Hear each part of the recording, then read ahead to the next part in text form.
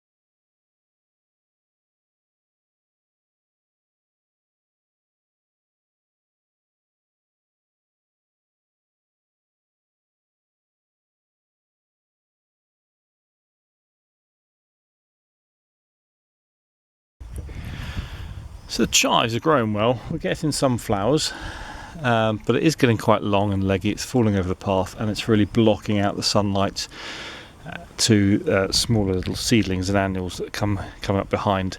So I'm going to trim down all or most of these chives. They're going to have a good thunderstorm most of the day tomorrow, and they should then revive. Not immediately, but we'll have another really decent flowering later on.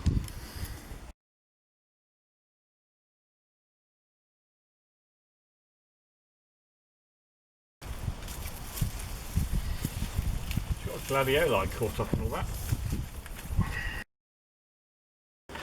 So letting a whole load of light there. Probably should have done it a lot earlier on in the season.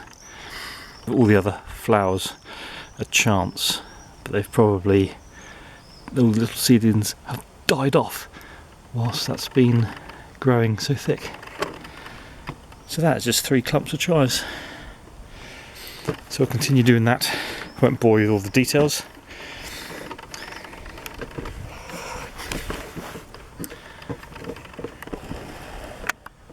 To deadhead these carnations.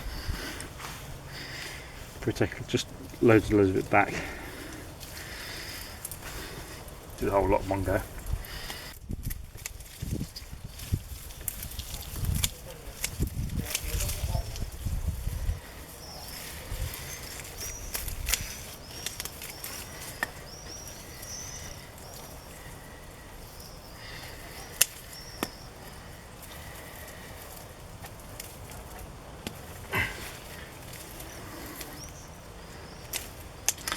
I'll come on later and get into that harder woody stuff with the secateurs.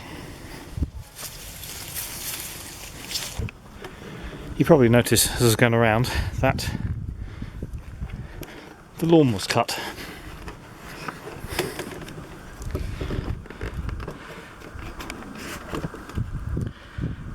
didn't realise, but I'd run out of space on the memory card when I was mowing the other night. But the lawn is cut.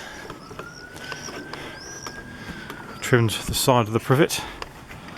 Got to prune the top as well. Taking out some of these roses. I've been pruning these all summer.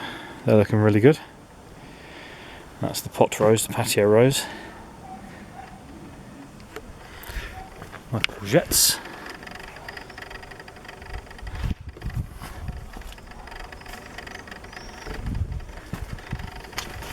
And there's that clump of Japanese blood grass I planted out. Lavender's coming to its own. It's gone 9 o'clock in the evening, 23rd of July, so it's a little bit dark now.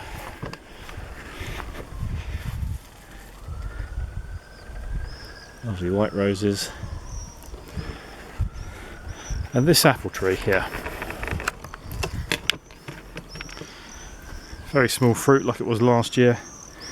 We have a lot of this powdery mould on. It got in this fissure last year. Didn't affect the fruit. Affects other plants around it though, underneath. And it's spread across the next apple tree, which hasn't got any fruit on it whatsoever. Otherwise it's looking very healthy. But that, I think, got damage in the bark there. So I think